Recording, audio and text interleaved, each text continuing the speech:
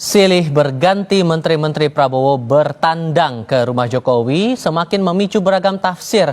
Meski mengaku hanya bersilaturahmi di hari Lebaran, tapi adanya ucapan-ucapan para menteri yang mengakui Jokowi masih atasan mereka menimbulkan keraguan akan loyalitas para menteri kepada Presiden Prabowo. Kami diskusikan ini bersama anggota Dewan Pembina Partai Gerindra Dhanil Anzar Simanjuntak dan Direktur Eksekutif Parameter Politik Indonesia Adi Prayitno. Assalamualaikum semuanya, selamat sore. Waalaikumsalam. Terima kasih Selamat semuanya sore, sudah Mas. mau bergabung bersama kami dalam diskusi kali ini.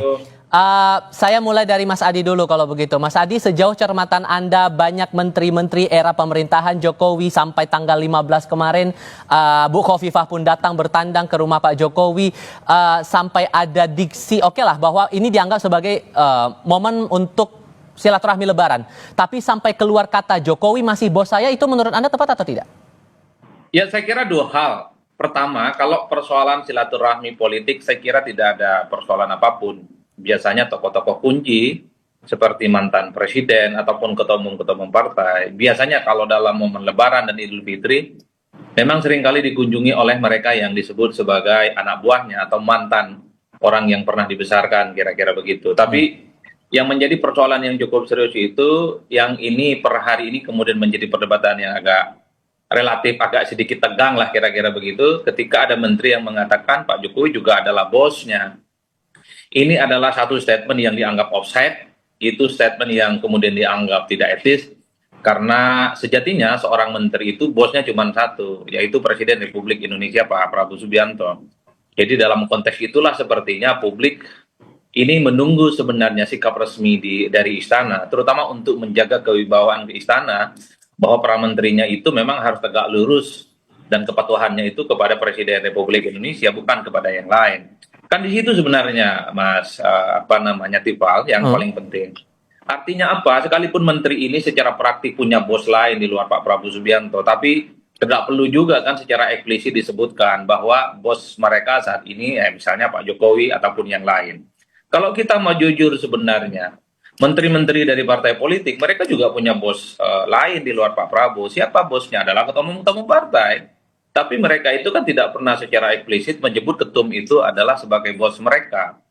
Itulah yang kemudian ketika pejabat publik, menteri, wakil menteri saat ini adalah anak buahnya Pak Prabowo Subianto, publik hanya ingin menilai bahwa satu-satunya bos yang ingin disebut oleh mereka hanyalah presiden, bukan yang lain. Oke. Nah, yang ketiga sebenarnya kalau mau jujur, dulu kan banyak sekali orang yang marah ketika Jokowi jadi presiden 2 periode masih disebut sebagai petugas partai oleh PDIP. PDIP kan dimarahi, PDIP dibully, itu tidak pantas. Sekalipun publik tahu bahwa Jokowi adalah PDIP, per hari ini mestinya ya istana mungkin perlu juga marah dan menegur menteri-menteri yang masih menganggap ada bos lain di luar Pak Prabowo Subianto. Jangan ada kesan bahwa pemerintahan dan kekuasaan hari ini itu masih ada bayang-bayang dari pemerintahan sebelumnya. Ini yang saya kira sebut sebagai otoritas bahwa Presiden Republik Indonesia hari ini Pak Prabowo adalah the one and only yang mendapatkan mandat, di mana para anak buahnya, menteri, wakil menteri, kepala badan adalah yang kemudian tegak lurus kepadanya. Maka sejauh mana Gerindra mencermati pernyataan masih jadi bos saya Pak Jokowi itu oleh beberapa menteri? Pak Budi Gunadi bilang begitu, Pak Trang juga bilang begitu. Gimana ngeresponnya Bang Daniel? Mas Afan, pertama begini, kalau kemudian para menteri itu menghormati presiden-presiden sebelumnya, itu memang harus. Itu yang diajarkan atau dicontohkan oleh Presiden Prabowo, bahwasannya kita harus menghormati kontribusi dan peran pemimpin-pemimpin sebelum kita semuanya, dan itu juga dilakukan dan dicontohkan oleh Pak Prabowo.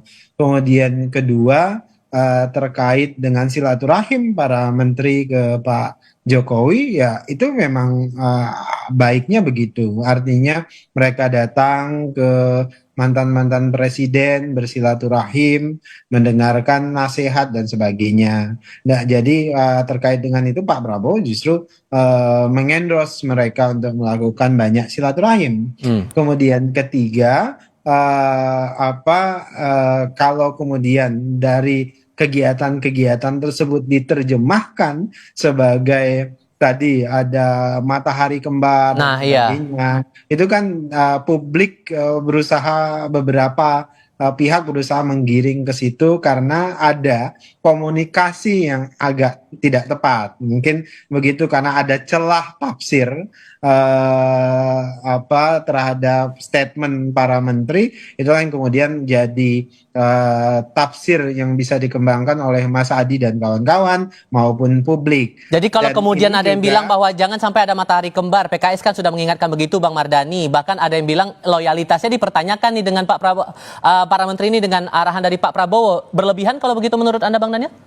dipastikan tidak akan pernah ada matahari kembar dan Pak Prabowo sepenuhnya adalah Presiden Republik Indonesia. Pak Prabowo tentu akan memimpin sepenuhnya. Jadi statement atau dugaan ada matahari kembar tidak tepat. Tapi memang yang harus diingatkan selalu kepada seluruh anggota kabinet Pak Prabowo, dan itu yang juga selalu diingatkan oleh Presiden adalah perbaiki cara komunikasi, perbaiki cara memproduksi narasi. Karena cara berkomunikasi dan memproduksi narasi itu akan membuka peluang tafsir macam-macam. Oke. Nah, itu yang harus dihindarkan. Jadi, kalaupun ada yang salah di silaturahim atau di pertemuan-pertemuan, itu tentu adalah cara menyampaikan komunikasinya. Jadi Oke. yang kemudian membuka tafsir macam-macam, memberikan kesempatan kepada Mas Hadi dan publik itu untuk memberikan tafsir yang kira-kira merugikan semua Pak Prabowo ataupun merugikan menteri-menteri Nah, bersangkutan. Mas Adi, nggak ada matahari kembar, loyalitas masih terjaga, gimana tuh? Ya, saya kira Bang Dhanil cukup hati-hati statementnya. Padahal yang ditunggu publik adalah misalnya Gerindra marah, Istana marah. Tidak sepantasnya seorang menteri itu menyebut bos lain di luar Prabowo Subianto.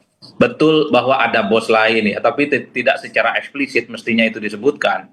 Itulah yang saya sebutkan sebenarnya, Mas Tifal. Saya kira menteri-menteri dari partai, mereka masih menganggap ketum mereka itu adalah bos mereka. Tapi kan tidak pernah diungkapkan sebagai sebuah bos. Artinya publik memahami kok kabinet hari ini, kabinet merah putih itu kan hampir separuh adalah Jokowismen. Semua orang tahu, tapi kan cukup hanya ditunjukkan dengan silaturahmi, gestur tubuh, ngobrol-ngobrol tanpa harus secara tegas misalnya disebutkan bahwa Pak Jokowi masih adalah bosnya. Inilah yang saya sebutkan, pejabat publik itu statement-statementnya memang harus hati-hati. Jangan sampai menimbulkan tafsir dan kegaduhan. Karena kalau mau jujur, politik kita itu kan soal persepsi. Politik itu kan soal tafsir, dan per hari ini ketika ada dua menteri mengatakan masih ada bos lain di luar Pak Prabowo Subianto, wajar kalau kemudian istilah matahari kembar ini muncul. Per hari ini itu pun juga masih kuat. Artinya apa? Dikhawatirkan perspektif semacam ini akan mengalir kemana-mana. Bukan hanya soal matahari kembar, tapi bahwa kekuasaan hari ini, pemerintah hari ini itu tidak bisa dilepaskan dari anasir-anasir dari mantan-mantan presiden sebelumnya. Efeknya Itulah jangka yang pendek saya menengah sebut. panjangnya bakal gimana menurut Anda Mas Adi? Ini soal kewibawaan sebenarnya, kewibawaan istana, kewibawaan pemerintah, dan kewibawaan presiden. Janganlah para pembantu mereka masih menganggap ada bos lain di luar pemerintah. Itulah yang saya sebutkan. Kalau mau jujur, kita melihat bagaimana perkembangan publik.